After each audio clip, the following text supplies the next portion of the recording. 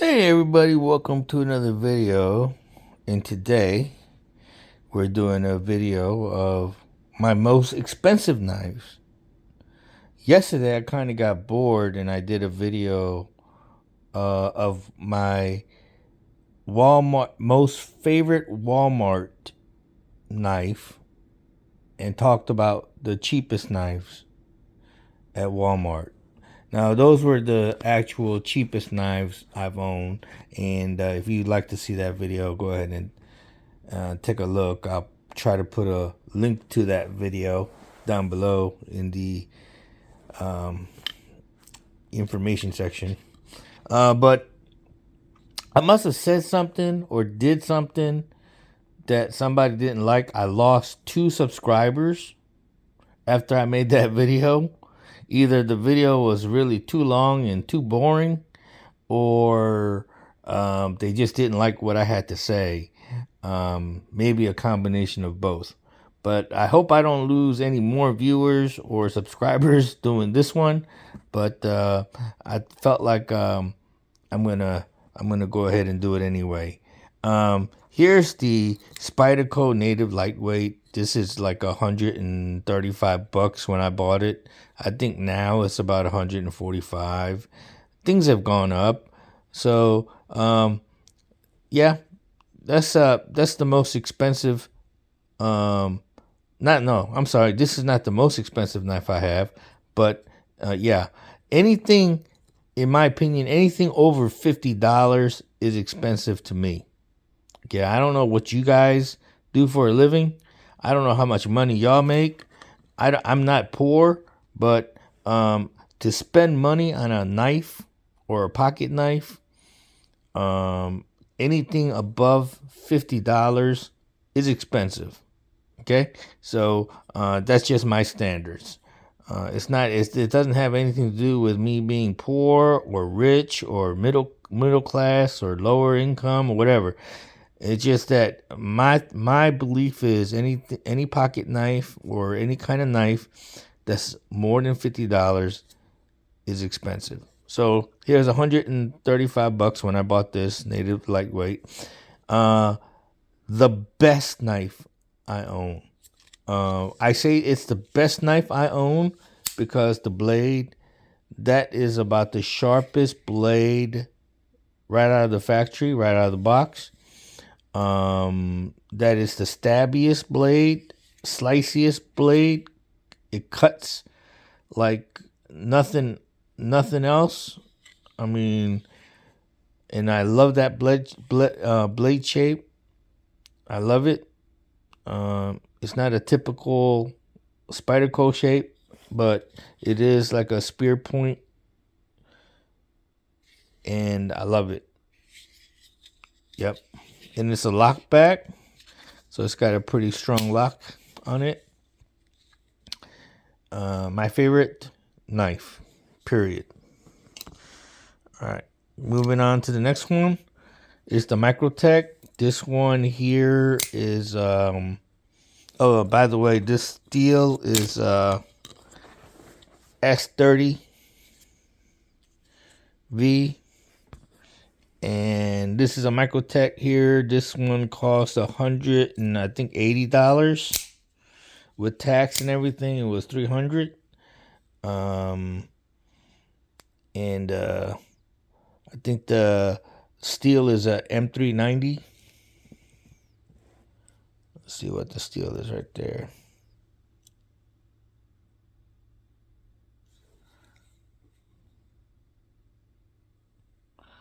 Yeah. Anyway, yep. I hardly ever carry this, and I hardly ever use it. I don't know why. You would think that I would probably it would be probably one of my prized possessions since it's so expensive. So I don't know. I hardly carry it, and I hardly ever use it. And then whenever I do use it, I mean it's a nice sharp knife. Trust me, it cuts pretty decently. Gets the job done, but I just don't carry it for some reason.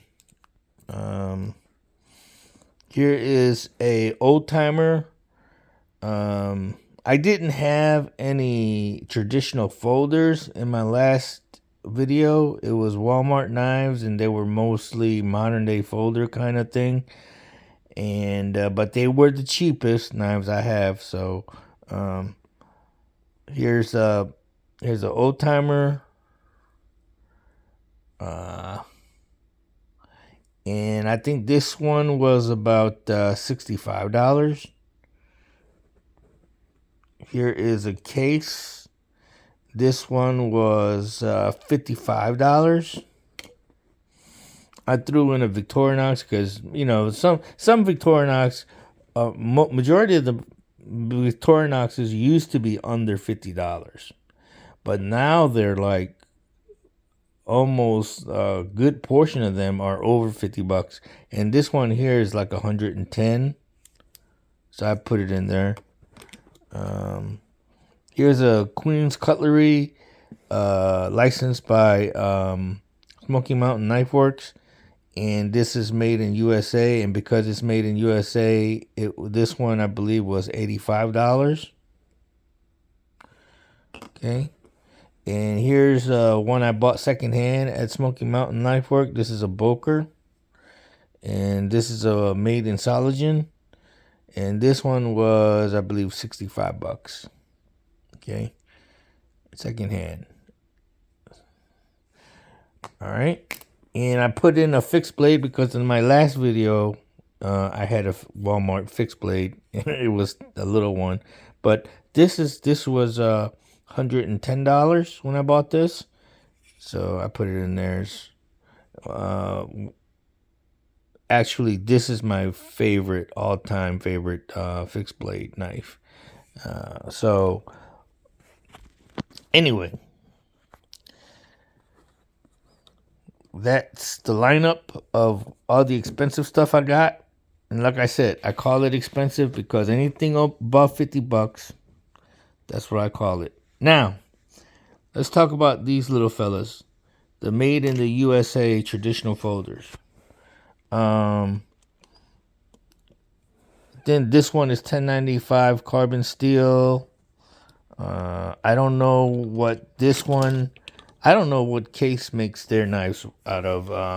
It could be just American stainless steel. I'm not even sure, you know.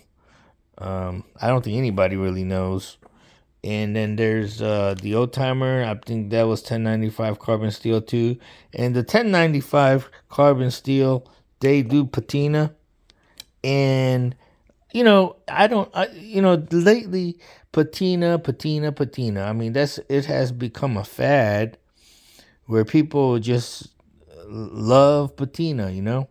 And to be honest with you, when stainless steel came around, everybody switched to stainless steel because people didn't like patina.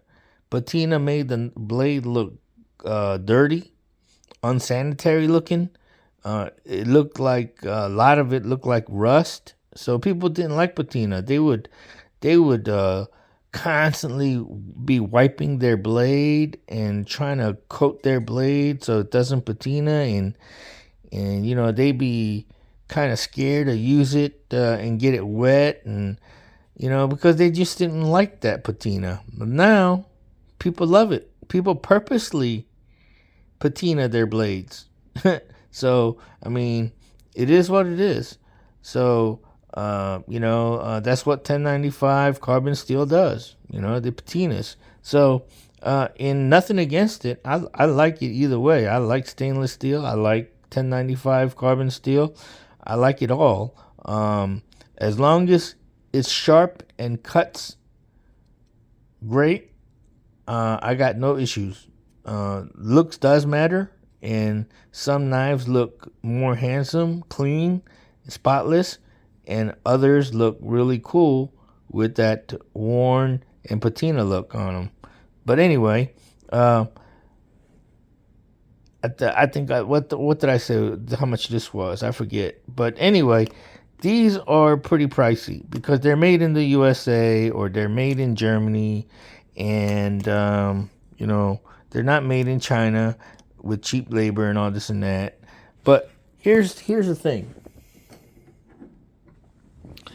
Does this Rough Rider here, and I think this one was like $16 or $17, maybe $18 when I bought it.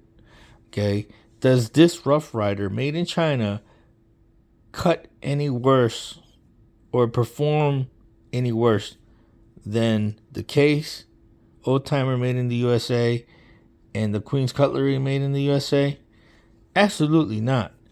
This right here, this Rough Rider, is very, very sharp. I mean, all I have to do is strop it, and this thing cuts like a hot knife through butter. Seriously. So, it is what it is. I mean, just because it's cheaper and because it's made in China doesn't mean that it's not going to cut well. Like I said, the quality of the fit and finish, you got a little gap right here. Okay.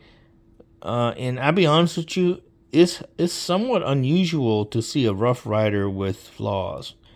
They are pretty well made. And the value you get out of these Rough Rider knives for the price is just incredible. And like I said, it just depends on the knife that you got. And majority of the times, all my Rough Riders cut decent. Most of my Chinese knives that I got, they cut pretty decently. Okay. Now, am I going to write home about this one? Not really. I don't think it performs any better than a Rough Rider. It's a Case, but it's made in the USA, and I cherish it because of that. Am I going to write home about this little one? I wish it was a little bigger for my money. I mean, I have a peanut model from Rough Riders that's just slightly smaller than this here, and I only paid about $13 for that. Maybe not even 13, but I think like $9 for that, and that cuts just as well as this here, and looks just as nice as this one here, and but this one cost me,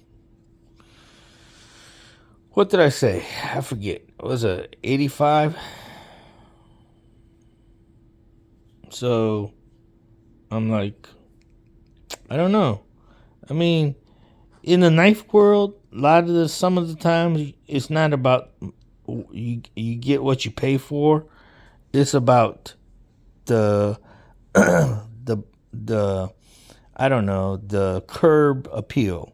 Okay, these knives here have a curb appeal because they're made in a certain place, USA, Germany, and although they are made well and they are good knives, okay, are they really worth a lot more than this? No curb appeal other than just what you see is what you get. Some people like the design and some people don't, but a lot of people don't like it because it's made in a certain place. And I don't blame them for having their own beliefs, but this cuts and slices just as good as that, and that. No lie. Now I'm not gonna say all cheap knives cut just as good as these more expensive ones. No, but overall, I mean, just like among expensive knives, you can get two expensive knives and one of them could cut worse than a $10 knife, So, but anyway, you just got to know what you're buying and you got to know how to strop. I think stropping is the most important thing. You may not, sharpening. If you have a decent knife from the factory, majority of the time, all you have to do is strop. Unless you just went overboard and really put that knife through a lot of punishment and did a lot of damage to that blade, then you may have to reprofile, you may have to sharpen it and this and that. But if you're just using your knife casually or just occasionally, or even if you're using it at work and you're just cutting consistently, just cardboard or this and that, 9 times out of 10, all you have to do is just drop the blade and it get right back to being sharp. And I don't sharpen. I have made it a rule lately. I try not to sharpen my blades unless I know I've damaged it somehow. I've cut something I probably shouldn't have cut with a knife, and I should have used something else to cut with, like wires and stuff like that. Then if I know that I damaged the blade somehow or the edge somehow, I would sharpen it. Other than that, I just drop it, and dropping just makes the knife work just as good. All right, so that's the point I was trying to make. I'm not a knife collector. As you can see, I don't have that many knives. I have a few more here and there laying around the house, but compared to a lot of you guys out there in the knife community, you have hundreds.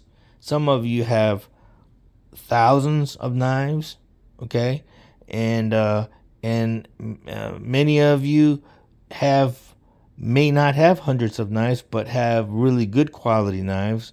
Many of you may have a lot of dozens of knives that cost a couple of hundred to almost nearing $1,000. And more power to you. If that's what you enjoy collecting or having, great. But in my opinion, I don't care if it's a $5 knife or a $500 knife. It's gotta do its job. It's gotta cut. It's gotta slice, and it's gotta do what a knife was designed to do. So,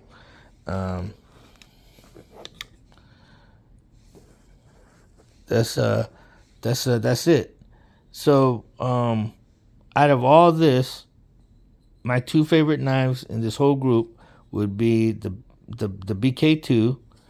I call this the survival knife because it just, you can use this for just as a knife, a hatchet. I mean, it just a do it all kind of knife. And the Spyderco Native Lightweight. I just love Spyderco.